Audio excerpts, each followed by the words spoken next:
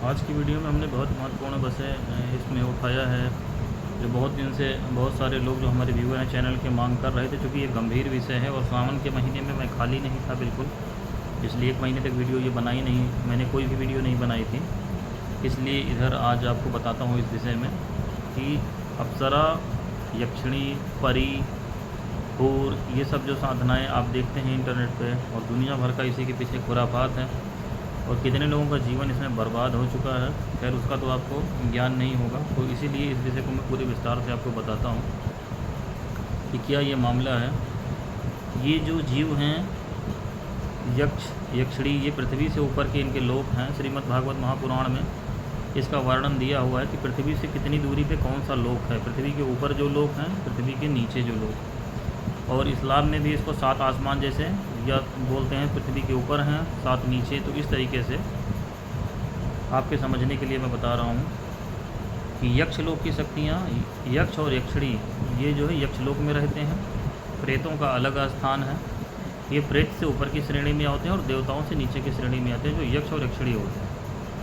महाभारत में भी इनका वर्णन है, जब पांडव लोग बेहोश हो गए थे। और यक्षों के जो प्रमुख हैं, उनके आप कहो बादशाह कहो जैसे इस्लाम के तरीके से, वो कुबेर जी हैं, ठीक है। उसके ऊपर की शक्तियों में जो है अप्सरा और देवता आते हैं। तो देवता देवी जो से रहते हैं स्वर्ग में। ऐसे बड़े बड़े देवताओं का तो अपना अपना लोक है, जैसे आपकी गणपति हैं, दुर्गा हैं, ये सब तो महाशक्ति हैं। लेकिन जनरल जो देवता हैं, ऐसे आपके वरुण हैं और सारे देवता हैं, सूर्य, चंद्रमा, जिस तरीके से आप पूजा करते हो, तो देवताओं का जो लोक है वो स्वर्ग है, जिसमें अधिपति उसके इंद्र हैं। तो यक्षों के जो है कुबेर राज, यक्षराज कुबेर उनको कहते हैं, और उसी तरीके से इंद्रदेव, जिसमें ये अप्सरा और देवताओं के होते हैं, ठीक है। तो अप्सराओं का संबंध जो है देवलोक से यानी स्वर्ग से होता है, यानी जो इस्लाम में कहते हैं इसको, तो वो जो है परी के रूप में इसको जन्नत, ये जन्नत की हूर कहते हैं, ठीक है। हूर जिसको आप कहते हैं, प्रॉपर अप्सरा वही है, ठीक है। और परी में ये यक्षिणी वाला भी जो है सेक्शन आ जाता है, ठीक है। तो परी और हूर में ये फ़र्क है एक तरीके से, कि परी को आप पैरेलल माने यक्षिणियों के एक तरीके से, और उससे नीचे की भी शक्तियों में, मतलब परियों की अलग अलग कैटेगरी है, उसी हिसाब से होती हैं, कुछ इसमें प्रेत योनि में भी आ जाती हैं। तो इस तरीके से इसको समझिए। अब बात आती है कि इनकी साधना या इनकी सिद्धि या इनकी कृपा प्राप्त करना, ये क्या मामला है। तो इसमें 2-3 बातें हैं। एक तो देखिए, इनको ठीक जैसे देवी देवताओं की पूजा होती है वैसे ही इनको आप समझो कि किसी देवी देवता की आप पूजा, साधना, आराधना करते हो तो उसकी कृपा प्राप्त हो जाती है, सिद्धि नहीं होती है, मतलब उसकी सहायता आपको रहेगी। तो यहाँ तक अगर गुरु कोई आपको मंत्र देता है, जैसे धंधा रतिप्रिया यक्षिणी आप देखोगे इंटरनेट पे, या उर्वशी अप्सरा होती, तो इनकी साधना कम जप में सिद्ध हो जाती है। साधना सिद्ध होगी, वो नहीं सिद्ध हो जाएंगे। जैसे मान लीजिए कि उसने कहा 21 दिन तक आप जप लीजिए 1008 बार, तो उनकी कृपा, और उसके बाद हवन कर लीजिए या हवन ना करिए, तो विशेष माला होता है, इसमें ब्रह्मचर्य बहुत प्रमुख होता है इनकी साधनाओं में। और उतने दिन करने के बाद फिर इनकी कृपा आपके ऊपर अस्थायी रूप से हो जाती है, मतलब ये आपको सहायता करती रहती है। लेकिन शर्त ये है कि कोई तांत्रिक आपके पीछे ना लगा हो, कोई सूक्ष्म जगत की ऐसी शक्तियाँ ना लगी हों जो आपको बांधना जानती हो, नहीं तो वो अप्सरा और यक्षिणी की जो है सहायता को बांध सकते हैं, पहले इसको समझो। तो ऐसे बहुत सारे लोग हैं जिन्होंने ये सही साधना भी करी, उनको फ़ायदा नहीं हो रहा। तो उसका कारण ये कि तांत्रिक तो कुछ भी बांध सकता है, क्योंकि तांत्रिकों के पास जो है देवी देवता बंधन के प्रयोग होते हैं। तो वो अगर बांधते हैं तो सब बंध जाएगा, आपकी सहायता हर जगह से, अगर आपको कोई खोलने वाला नहीं। सूक्ष्म जगत की कोई ऐसी शक्ति नहीं जो उनसे बांधी ना जा सके, समझ गए। तो ये हुआ, यहाँ तक कोई दिक्कत नहीं है। आप इनकी जो है देवी देवताओं के तरीके से इनकी साधना कम में इनका हो जाता है, जल्दी प्रसन्न होते हैं और जल्दी इनसे फ़ायदा होता है। इसलिए लक्ष्मी जी की अपेक्षा कुबेर जी की जो लोग करते हैं साधना, उनके जल्दी काम बनते हैं। तो यहाँ तक तो चलिए कोई दिक्कत नहीं है। अब आती है इनके सिद्धि की बात, जिसमें दुनिया परेशान है और मूर्खताएँ उसमें जो हैं कि यक्षिणी मिल जाए तो पत्नी क्या ज़रूरत है, अप्सरा मिल जाए तो पत्नी, वो बताते भी इंटरनेट पे सब लोग आपको ऐसे ही हैं। तो इन मूर्खों को ये नहीं पता है कि जनरल एक जानकारी समझनी चाहिए कि जिस प्रकार की जीन्स होती है, ऐसे आप समझो, जिस वर्ण का होता है या जो आपकी वैरायटी होती है, जो आपकी कौम होती है, जैसे इंसान इंसान है, गाय बकरी गाय बकरी, इंसान की शादी गाय बकरी से तो नहीं हो सकती। इंसान बकरी से तो शादी करेगा नहीं है, या गाय से तो शादी करेगा नहीं, क्योंकि वो उससे नीचे की योनि है। इसीलिए इससे ऊपर की, ये सब क्या है, आपसे ऊपर की योनियाँ हैं। तो आपकी ऊपर की योनि जो है आपके पास जो है आकर के क्यों शादी करेगी भाई। यक्षिणी यक्ष से शादी करेगी ना, और अप्सरा देवताओं से करेगी। आप देवताओं से श्रेष्ठ हो कि यक्षों से श्रेष्ठ हो। क्योंकि ये जो मैंने पहले भी बताया था कि साधना करने पे मनुष्य के जो 7 लताइफ या 7 शरीर होते हैं, ये सब चीज़ें जो हैं, प्रेत हों या देवता, ये चौथे शरीर की संभावना है। चौथे शरीर, इनका शरीर जो है चौथा शरीर है। मनुष्य साधना करते करते जब चौथे शरीर को अपने सक्रिय कर लेता, सारी सिद्धियाँ जो है चौथे शरीर में होती हैं। जब उसका चौथा शरीर सक्रिय हो जाता है और सजग होकर के चलने लगता है, तब ये चीज़ें जो है उसके साथ खुद से संपर्क करती हैं। आपका चौथा शरीर बिल्कुल सक्रिय हो जाए, यानी पाँचवें शरीर चौथे शरीर में मैंने डिफरेंस बताया था। पाँचवें शरीर में निर्विचार की दशा, जिसको ध्यान कहते हैं, ध्यान में प्रवेश के पहले की जो शरीर है चौथा शरीर, वो पूरी तरीके से सजग हो जाए, तो ये चीज़ें आपको दिखाई भी पड़ने लगेंगी। और चूँकि आपकी बराबरी इनकी हो जाएगी, तो इनको कोई बुलाने नहीं जाना पड़ता। जैसे आप इंसानों से बात करो, अपना प्रस्ताव रख रहे हो, शादी ब्याह कर रहे हो, वैसे इनसे कर सकते हो। ये आपको दिखाई पड़ेंगे, आपके साथ रहेंगे, आपसे संबंध, क्योंकि तब आप इनको संभाल सकते हो। क्योंकि इनके शरीर जो है आग से बने हुए होते हैं। तो आग का, आपका शरीर मिट्टी से बना, जब चौथा शरीर आपका सक्रिय होगा तो आपका भी एक अलग लताइफ जो शरीर है वो सक्रिय होगा, यानी वो आग से बना हुआ, तो आपका इनसे मेल मिलाप हो सकता है। यानी आपकी साधना करने से इतनी योग्यता हो जाए, यानी शरीर में आप कहो, उसको हिंदी में एक वर्ड है तपोबल, कि आपके शरीर की आध्यात्मिक रूप से, इस्लाम में वर्ड है रूहानियत, इतनी हो जाए कि जितनी इनकी है कुदरती रूप से, चौथा शरीर इनका सक्रिय है पूरी तरीके से, वैसे हो जाए।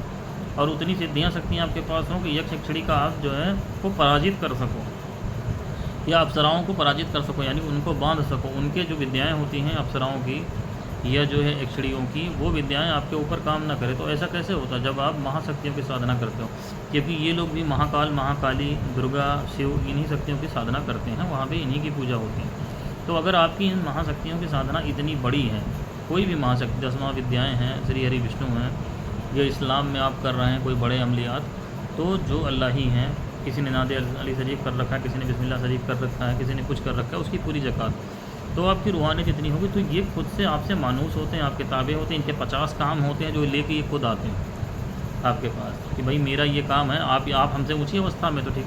अब मूर्खता कहाँ होती है कि लोग क्या करते हैं, मंत्रों के जरिए इनको सिद्ध करने की कोशिश करते हैं। सिद्ध करने की जहाँ तक बात आई, वहाँ ताबे करना हुआ, यानी आपको गुलाम बनाना हुआ।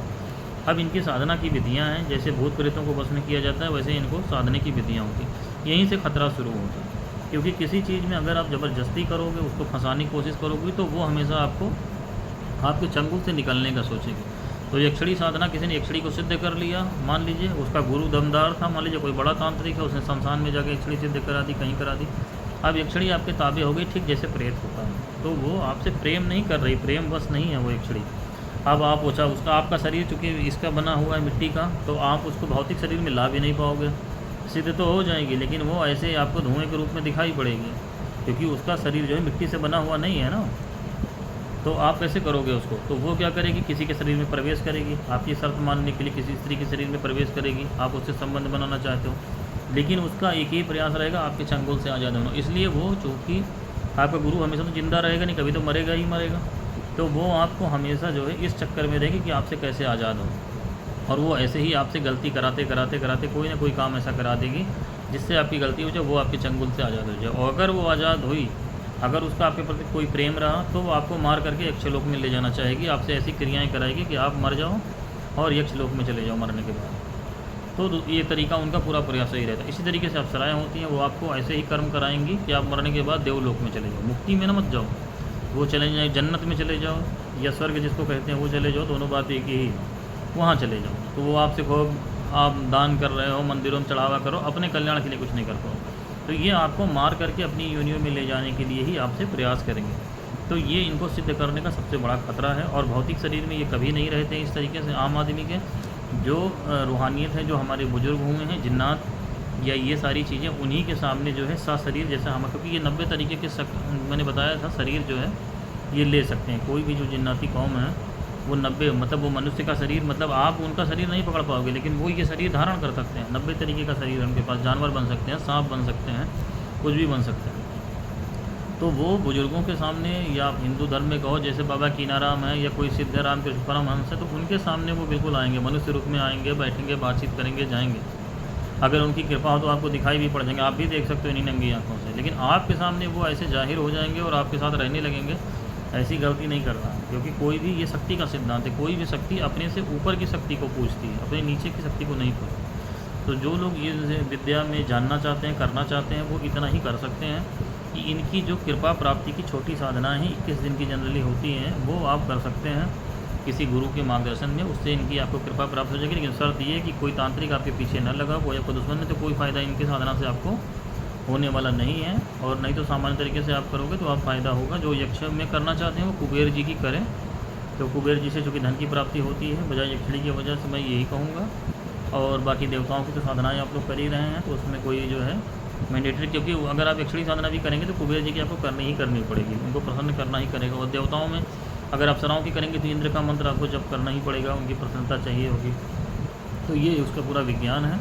तो जो इस उपासना क्रम में करना चाहते हैं वो जो है प्रॉपर इनके यंत्र होते हैं, कौन सी माला पे जप किया जाएगा, ये सब सीख करके गुरु से तो इसको करें। बाकी सिद्धि के चक्कर में और बकवास जो ये आपको दिखाई पड़ता है इंटरनेट पे, इस सब चक्कर में ना पड़े, क्योंकि ये किताबें हैं, बाज़ार में मिलने वाली हैं, आप जाके देख सकते हो पूजन भंडार पे। रुद्रयामल तंत्र से लेकर के मंत्र महारणों, मंत्र महोदधि, हजारों किताबें बाज़ार में हैं। हमारे जो पौराणिक ग्रंथ हैं उसमें भी सब साधनाओं का विवरण दिया हुआ, वहीं से देख करके ये इंटरनेट पे सब रात भर में तैयारी करके आके बोल के चले जाते हैं। ना इन्होंने कभी कोई साधना की है और ना ये आपको बता सकते हैं। और जो इसमें फंसाते हैं, जो तांत्रिक मांत्रिक छोटे मोटे हैं, इनके घरों के हालात जाके आप देखो, इनके बीवी बच्चे के कैसे जी रहे हैं, ये साले खाने के मोहताज हैं। तो ये खुद ही फंसे हुए हैं, आपको क्या निकालेंगे। तो मैं समझता हूँ कि जो लोग इसमें लिख के मुझे भेज रहे थे वो उनके लिए ये जानकारी पर्याप्त है। आज के लिए इतना ही।